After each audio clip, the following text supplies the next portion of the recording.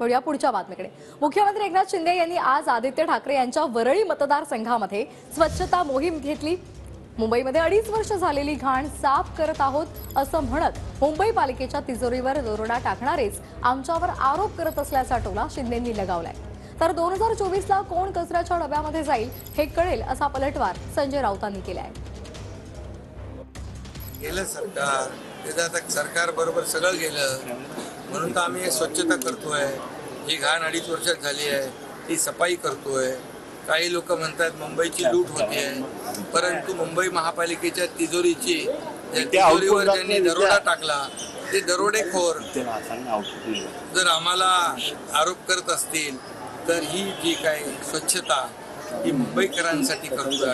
Deep clean जे आहे त्या विरोधकांना वाटतंय आपलं येणाऱ्या निवडणुकीमध्ये क्लीन स्वीप होऊ या भीतीने त्यांची बंबेरी उडालेली आहे।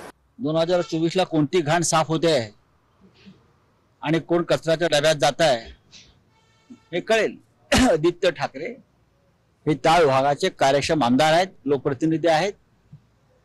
वरळीची जनता त्या मतदारसंघाची त्यांच्या पाठीशी ठामपणे उभी आहे आणि आदित्य ठाकरेंना राज्याचे मुख्यमंत्री किती घाबरतात हे आपण पाहिले।